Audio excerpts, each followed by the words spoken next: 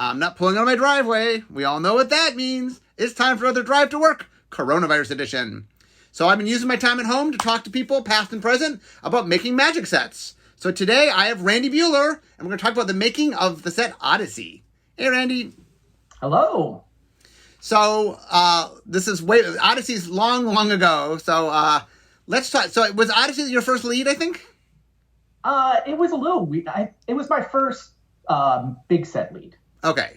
I was like a co-lead on Plane Shift, and I'm pretty sure I led Apocalypse. Okay. Like I got pretty quickly up into like the dev team. Like I was representing the dev team after the rest of Wizards for the Invasion block. So first big set lead. Okay, so what is your earliest memory of Odyssey? For me, it's a graveyard set. That was the pitch, right? I honestly, it's you. And I remember you. I don't know if we had this conversation at the Pro Tour where you got the inspiration. I think we actually did, where like my first memory of Odyssey is you in a feature match area at a Pro Tour watching a player pick up their graveyard and thumb through it, right? And then the way you're pitching the set to me is very much, what if there was a card in there that mattered? What if there was a spell they could cast out of the graveyard, right? And it was you pitching Flashback. That's my first memory. Okay. Yeah, one of the things that's interesting is the year before was Invasion block, and Invasion was the first block that kind of had a theme to it. Before that, it wasn't so thematic, and right. It kind of started the themes. And so the first year was multicolor, made sense. And so I love Graveyard. I love Graveyard themes. I always have loved Graveyard themes. And so, yeah, I pitched a Graveyard theme. I got Bill had to sign off on it. And, yeah, and then I think what happened was I came in with an idea for Flashback, and then Threshold came from Richard. Okay.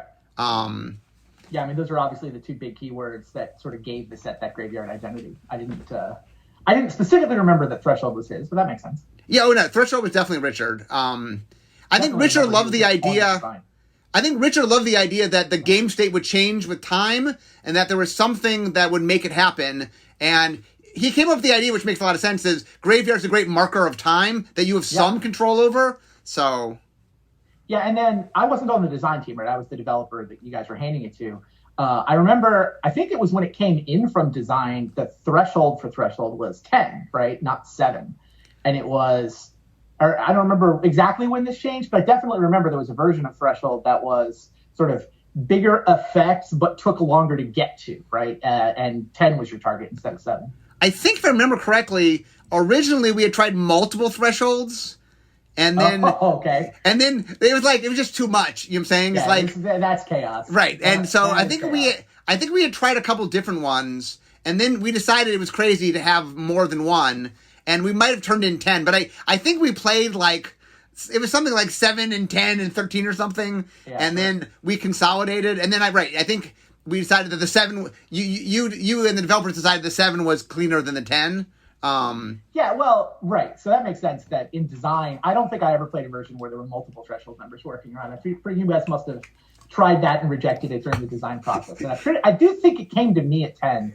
And a lot of the reason we went from 10 to 7 was we wanted it to be relevant to limited, right? Rather than being this hard to accomplish, big splashy thing, it felt like if it's going to be a Graveyard Matter set, you know what? The limited gameplay needs to revolve around the graveyard too.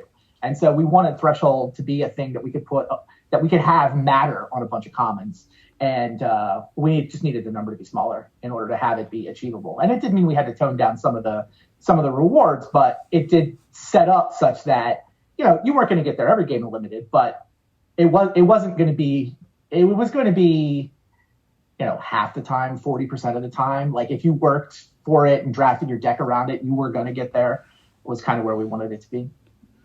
Yeah, no, Threshold was definitely something that it's one of those ideas that's a really cool idea that a lot of people don't realize this. When you do something you've never done before, that there's no precursor to look at, there's no precedent to sort of weigh it against, it's really, really hard because you're like, I have no idea how this works. And Threshold was a lot like that. All right, and this is still a point where we don't even know how block themes work. Right? Yeah. Like having a theme block, multicolored sort of designs itself, right? You get to do big, cool, splashy things, but you don't have to put words on the text box to do it. So this was pretty innovative. Like, in a lot of ways, it was blazing new territory, I thought. So let's talk a little bit about flashback. Sure. So, I mean, basically the idea I had was spells you could cast twice. So, we'd had buyback in Tempest, and that was sort of spells you could keep recasting. And obviously buyback has some issues. And so people really like buyback, and so I think flashback, it's interesting you mentioned the Pro Tour, because I think the origin of flashback, in my mind, was I was the head judge of the feature match area, and so I would watch people play feature matches all the time. And sometimes I'd be watching a match where, like, it was just lopsided, where it was, like, one person was clearly winning, and to entertain myself, I would think of things like handicaps I could give it to one player, you know, and so I would, like, if this were true, what could the other player do? I would just start to entertain myself. And one of my favorites was, well, what if the other one player, the guy behind, could cast stuff out of his graveyard? How would that change things? Nice. And that really inspired me because buyback was so popular. Like, players clearly like casting spells more than once. And so the idea was, okay, well, what if you could cast them twice? You know, once from your hand and once from your graveyard. Right, which solves the real problem with buyback, being that you just get these repeated game states. Yes. Right, the game kind of stagnates where one person is just doing the same thing over and over again. The other person doesn't have a way to get out from under it. So yeah, it does solve that elegantly while still giving you that feeling of being able to do the thing multiple times. So yeah, it's a good mechanic. What is your memory of grappling? Because, I mean, once again, it's something we hadn't done before. So, like, I think flashback costs are a lot more expensive than you think they'd be. From, like, that was our memory of it, as we kept making more expensive. Yeah, I mean, it was tricky. Like you said, it's a thing that hadn't really been done before. So how are you going to do it? I was reasonably, flashback felt like it landed in a decent place. I don't know. I mean, it's going off to be, I mean, I think cycling and flashback are, and maybe kicker, I mean, the three mechanics that, like, we've done the most times that just keep coming back. Those really are sort of the trifecta of just, like, early mechanics that just nailed it, and just, of course, we'll keep doing them. Right. Yeah, my issue, you asked me about costing of things. My regrets are all around the Psychotog. And in particular, the thing that bugs me about Psychotog is how much it overshadowed Shadow Mage Infiltrator, Finkel's Invitational card. Well, let's talk real quickly, because this is a funny story. So one of the things that happened was I handed over a graveyard set to you, and you asked me for a couple things. One of which was you asked me for a cycle of Atogs. Do you remember this? It makes sense. I don't have a specific memory of it, but I mean, Lurgoyf is a Graveyard Matters card that had a lot of love at the time. So yeah. So why wouldn't you expand on sorry, the Lurgoyf, not the Atogs?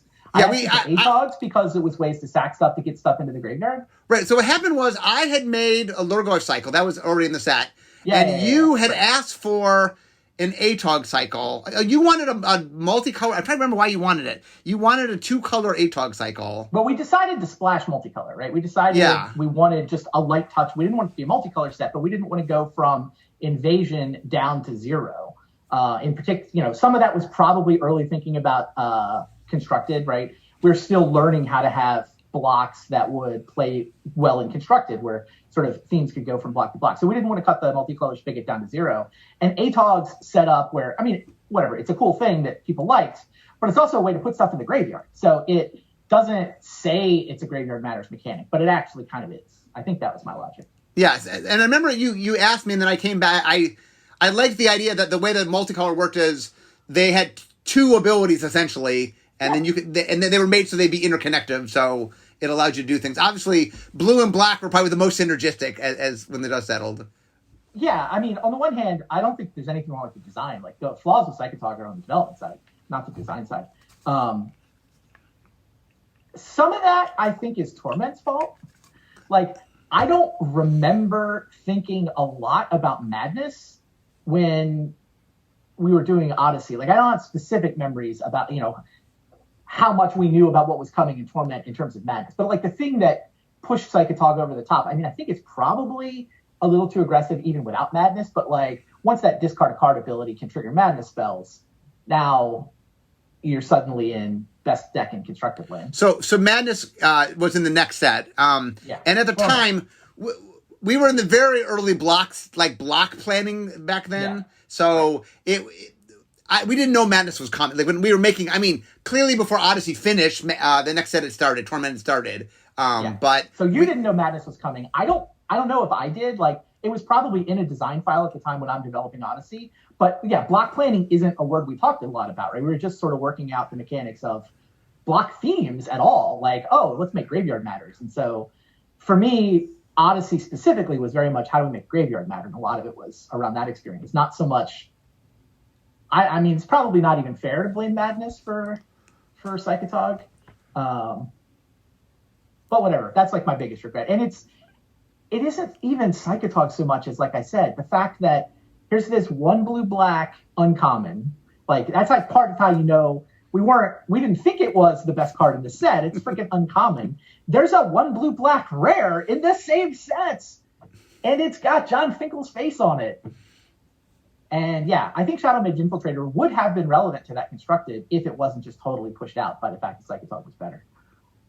Oh, just because of the ATOG story. The other funny thing about the ATOG was I had made a Tog for Unglue 2, and Unglue 2 got shelved and never made, but I had the art. We'd commissioned the art for it. So I came to you and said, can we put ATOG in this? I have the art. We already have the art. And so you said yes. So yeah, no, that was great. Okay, so one other request. This is a quirky, fun request. Something else I put in the set at your request. Do you remember the dog cycle? I mean, Wild Mongrel's obviously. Yeah, Wild Mongrel's the green one. Wild Mongrel's the best of them. Yeah, there were not very many dogs in Magic before that, right? Yes, there were not. And you asked me to make a cycle of dogs, which I did. So there's a dog in every color. Wild Mongrel being the real good one, the one that people remember. Yeah. But do you remember why? I mean, I know that I don't have a specific memory of that request. No, it's been a while. I do know that, like, in my Magic past, Eric Lauer, who is not at Wizards at this point in time, right? Eric Lauer not there yet. A teammate of mine when I was playing professionally, in the late 90s, so, a couple years back, just randomly loved dogs and would randomly point at dog cards. And I don't know, was it an actual connection to Eric? Yes. You asked me for Eric to make a cycle of dogs, and I did. So, awesome. It's funny. I still have a deck box, like the like 800 count white collector box that you carry decks around to events, and we play test. I have one where it's just like every dog that had been printed before 1999 are just like in sleeves and tapes to it. And I was like, these are the decks Eric was carrying around and messing with while we were play testing. The man liked dogs. Okay, so that's cool. Okay, so let's talk. So one of the things about Odyssey was, like, when I'm introspective and I look back at, as a designer, one of the things that drove me was, and I don't think this necessarily was a good impulse, but it drove me, was I really liked the idea of taking some known accepted thing of Magic and turning it on its ear. Yeah. And Odyssey really started for me messing with card advantage. Sure. So do you want to talk? I'm curious a little bit about, like, developing, like, it's a very quirky set. Like, the Odyssey is really spiky. It's one of the more spiky blocks we've ever made, in that it was very much about resource management and, like, it is things that spikes tend to really enjoy. I'm sort of curious from your standpoint of making it, how spiky were we trying to make it? I think we were trying to make it Graveyard Matters. And then I do think that, like, we took Threshold into a spikier place when we decided we wanted to make it Matter for Limited. And so, like, I look back on the set, I do think it's a little spiky. I feel like it's not the splashiest set we did. And so, like, there's a large swath of the audience that wasn't turned on by it. But there's a chunk of the audience, a sizable chunk, I don't know if it's a majority of it, but a sizable chunk that just loved it, right? Because you got to, eke out incremental advantage and figure out, I'm going to lose card advantage, but I'm going to get this card to the graveyard, and that's going to turn on Threshold and make all these other cards exciting. And, and I've got this flashback thing. So that element being there in the design certainly carried through. I wasn't trying to develop it explicitly as a spiky set. I was trying to develop it as a Graveyard Matter set. But I think that to make the Graveyard Matter is kind of inherently spiky. Yeah, so for example, there's a card called Patrol Hound, 1 and a white for 2/2, and you can discard a card from your hand, doesn't require any mana, and it gains first strike till end of turn. Yeah. And like that card is really interesting in that it was a really powerful card, and you didn't care about the first strike most of the time. Like that's extraneous that it gave it first strike. It just was this way for no mana to get cards from your hand to the graveyard. Yeah, no, I totally agree. I mean, it like you say, you take this thing that people think they understand and turn it on its head. I'm going to throw card advantage away because the game's going to give me this other thing that's actually more important than card advantage. It definitely accomplished that thing you set out to do. Yeah, and like I said, I've since learned, over the years that the reason to sort of upend the apple cart is not just to upend the apple cart. Like that's not a great reason to design something. That is okay if you like. I don't mind going outside the box if it serves some larger purpose. But I always felt like I kind of went outside the box to go outside the box, like just to prove that I could make something that I don't know. Part of me really admires the craftsmanship of Odyssey, but I always wonder if was I making something I wasn't supposed to make? I don't know.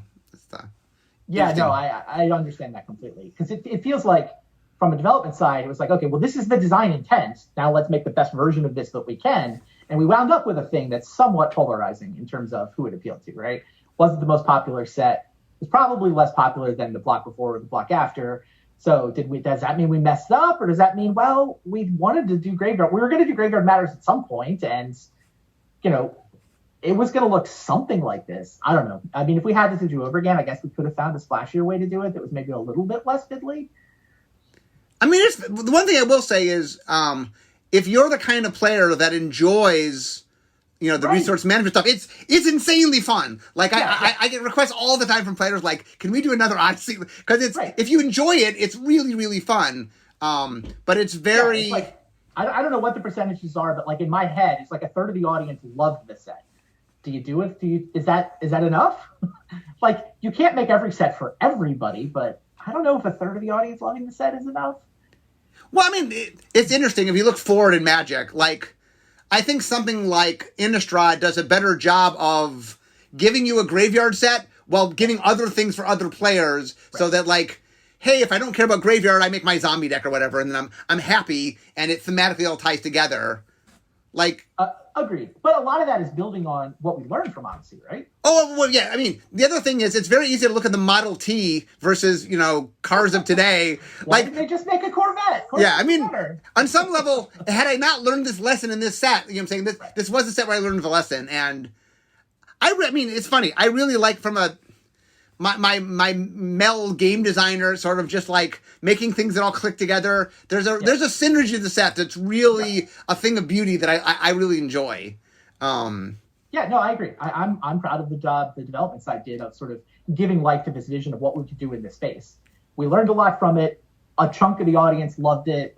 It was probably too spiky, or too many of the mechanics were spiky. We didn't have enough for the people that didn't love the weirdo card advantage resource manipulation stuff. But it's interesting. That doesn't, like I said, that doesn't make it wrong. Like at the time, knowing what we knew and on the trajectory the game was on, we're still working out what thematic blocks look like. At some level, we're still stabilizing the game from the chaos of the Saga block too, right? That is true. Like, the power level of Magic is swinging wildly in the late 90s. You go from, Tempest, which was arguably too fast, although in retrospect, it's probably the speed the game wound up at 20 years later. But then Saga is combo broken. Mercadian Masks is sort of bland and uninteresting to most of the audience. So great, Invasion, multicolor works. Now, okay, can we actually stabilize at that power level and that level of interest and, set the game up to keep going for 20 years? And, in my head, that sort of Invasion, Odyssey, Onslaught, that run of 3 years, I'm super proud of the way it did do that, right? The chaos of the 90s gets left behind. We're not banning cards, but we are printing interesting cards.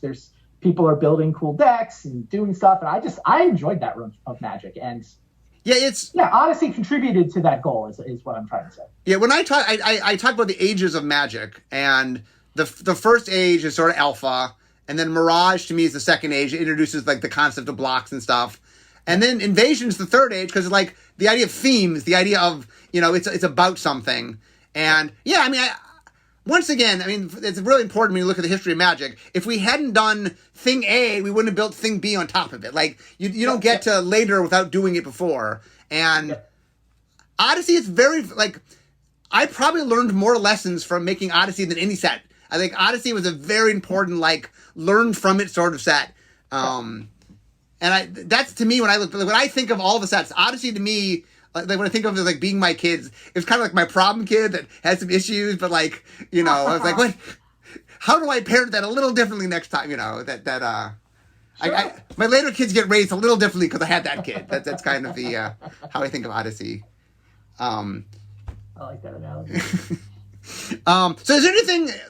What are your favorite members of Odyssey? Like what when you think about Odyssey, what comes to mind for you?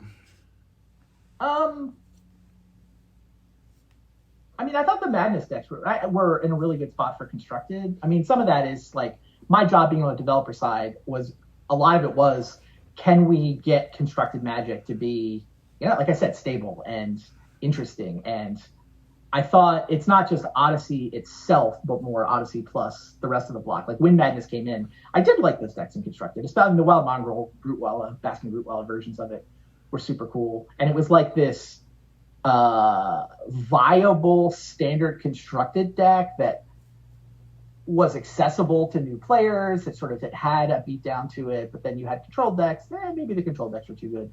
It's funny, like for me, Odyssey is, I mean, my memories of Magic and the things I look at, it's hard to single out Odyssey specifically so much as like there's this trajectory that goes through those 3 years, right? Invasion, Odyssey, Onslaught of let's make the big creatures bigger. Let's make the answer cards worse. Let's try to pare down blue. Like we got rid of Counterspell. We got rid of Swords to Plowshares. We started putting in giant creatures, the Riths and Spirit Mongers of the world.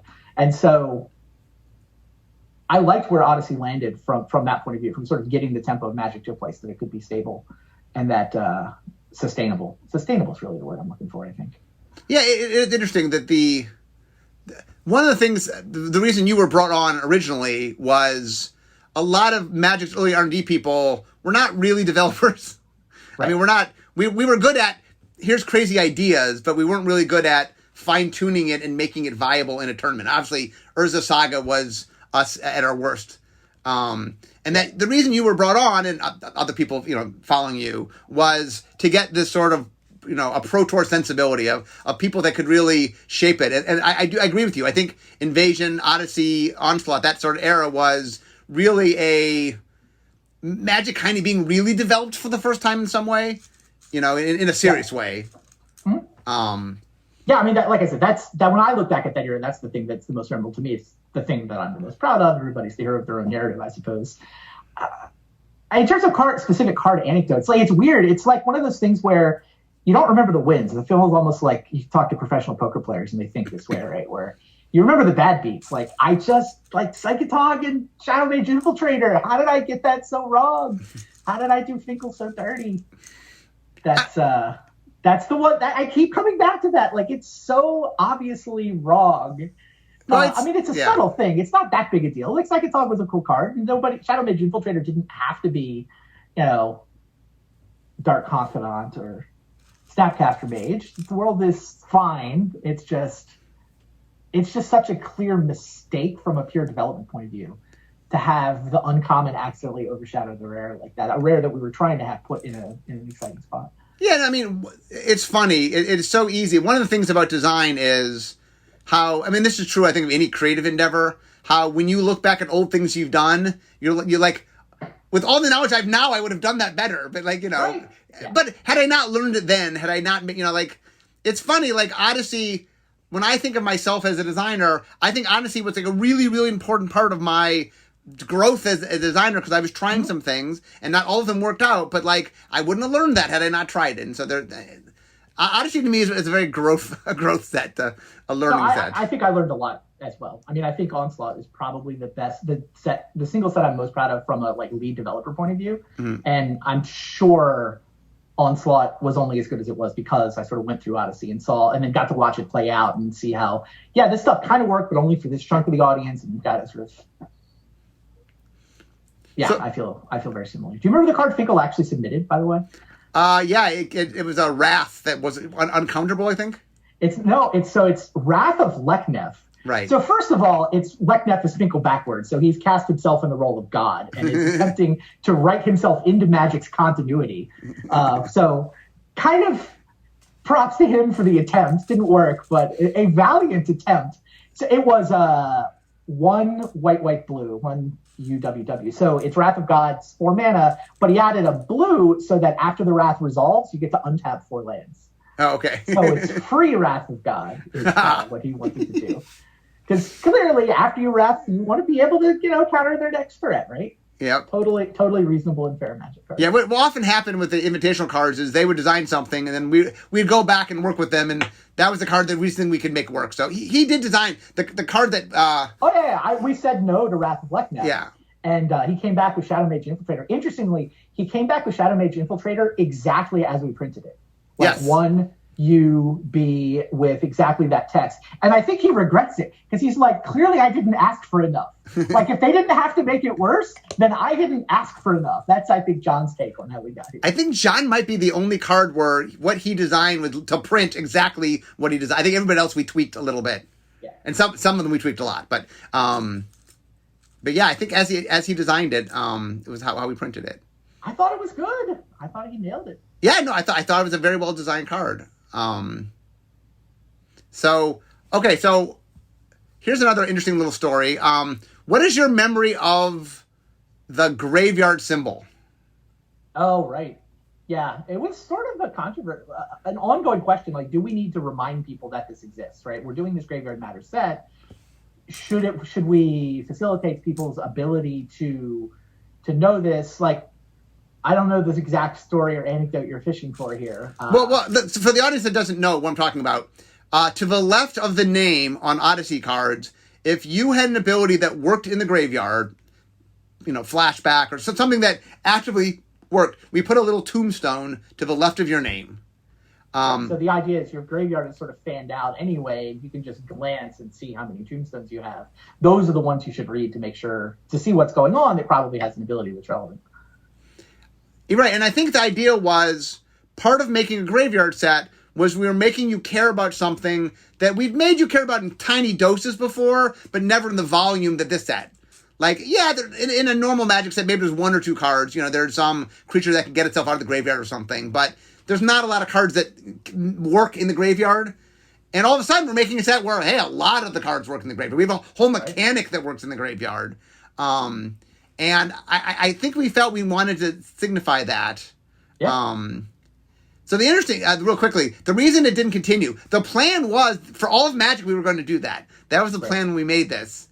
But then we changed over to the new card frames with 8th edition, and it didn't fit. And so we ended up making it just an Odyssey block thing because it didn't fit in the new frame. But it was something, I don't know, like, it's fun when I look back at little things where, like, early Magic, we did not mess with the frame a lot. Like, nowadays, we're more than happy to mess with the frame. And this is one of the earliest of us sort of saying, hey, maybe there's information, maybe we want to mess with the frame, maybe there's information we should be conveying for gameplay purposes. And it was kind of very ahead of its time because... Yeah, I hadn't thought of it that way. You're totally right. It's just a precursor to a lot of the stuff that's going on now. Yeah, so it's one of the things I like from from a Magic historical, we look at Magic history is when do we do something that later, like we later would do, but like it's the early version of it. That to me is a very early version of that. Yeah, totally is. So anyway, any final thoughts, Randy? I can see my desk here, so I'm almost to work.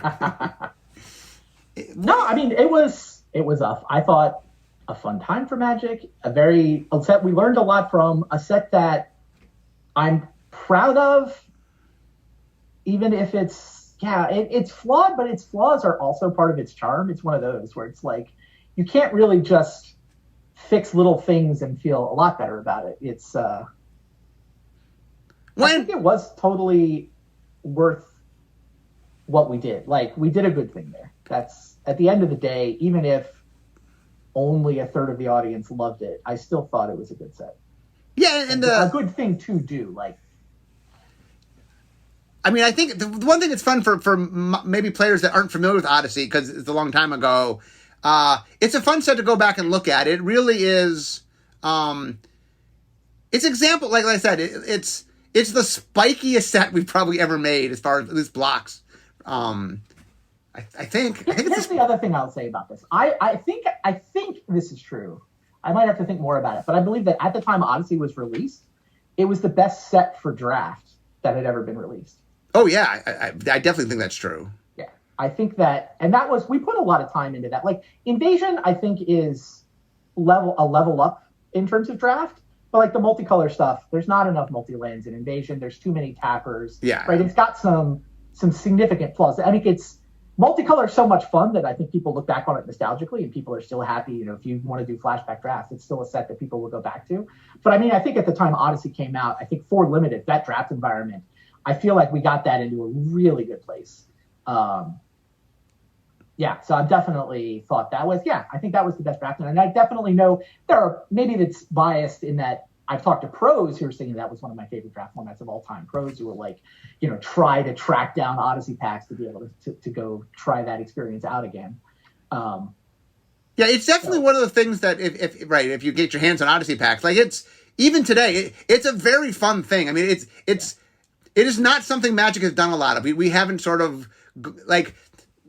Magic has elements of this, but this really sort of took this quality and went whole hog in a way that no other set really has done. So it is a lot. If you enjoy this kind of thing, it's a super fun set to draft. Yeah, it's both the first environment where we really made something matter that didn't matter before, right? That just isn't a thing that limited environments would do, to sort of turn the game on its head and make this stuff matter.